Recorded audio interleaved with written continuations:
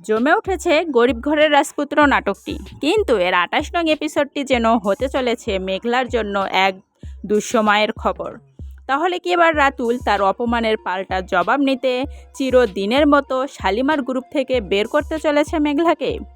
অপরদিকে মেঘলা এবং তার কোম্পানির ম্যানেজার তারা কি আদৌ এটা প্রমাণ করতে পারবে যে শালিমার গ্রুপের আসল উত্তরাধিকারী হচ্ছে মেঘলা, নাকি তারা হার মেনে যাবে রাতুলের ষড়যন্ত্রের কাছে?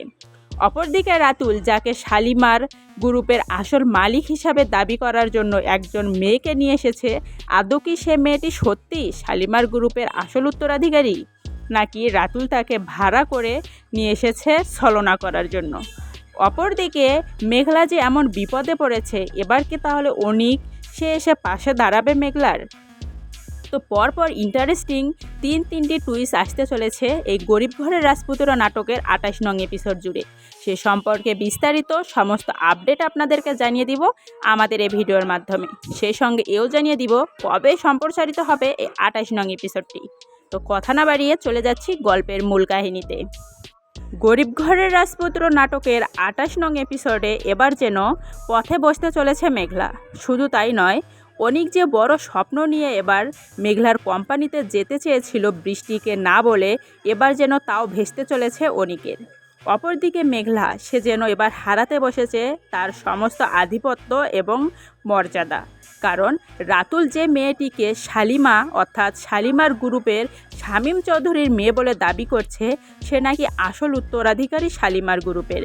কিন্তু রীতিমতো যেন নেটিজেনরা এটা কল্পনা করতে পারছে যে আসলেই রাতুল ওই মেয়েটিকে টাকা খাইয়ে মেঘলাকে তার কোম্পানি থেকে বহিষ্কার করার জন্যই চলে এসেছে। কিন্তু মেঘলাও যেন হার মানার পাত্র নয়।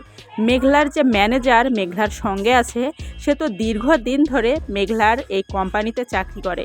তার কাছে খুঁটিনাটি সমস্ত প্রমাণ রয়েছে এই শালিমার গ্রুপের। সেই সঙ্গে তিনি শালিমার গ্রুপের মালিকের দীর্ঘদিনের বিশ্বস্ত। তিনি অলরেডি এটা জানেন যে কে হতে চলেছে আদৌ এই শালিমার গ্রুপের আসল মালিক।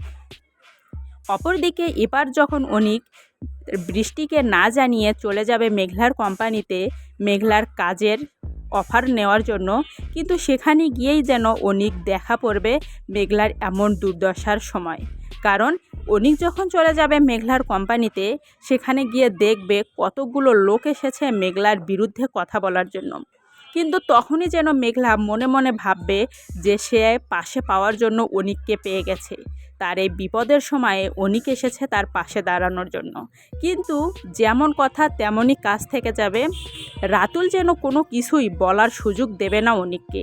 কারণ সামান্য একটি মাত্র কথাতেই রাতুল চুপ করে দেবে অনিককে। রাতুল রীতিমতো অনিককে এটা বলবে সেজন্য এই বিজনেসের ব্যাপারে কোনো নাক না গলায়। কারণ রীতিমতো এই বিজনেসের সঙ্গে কোনো সম্পর্কই নাই অনিক তোমার, সেজন্য তুমি কোনো নাকে গলাবা না এই বিজনেস সম্পর্কে। অপরদিকে মেঘলা, সে যেন কিছুতেই টলারেট করবে না অনিকের অপমান। যে কারণে মেঘলা এবং মেঘলার ম্যানেজার তারা দুজনই উঠে পড়ে লাগবে আসল সত্য প্রমাণ করার জন্য। তো বন্ধুরা, আপনাদের কাছে কি মনে হয়, আদৌ কি মেঘলাকে ও কোম্পানি থেকে বের করে দিতে পারবে রাতুল? রাতুলের ষড়যন্ত্র কি সফল হবে?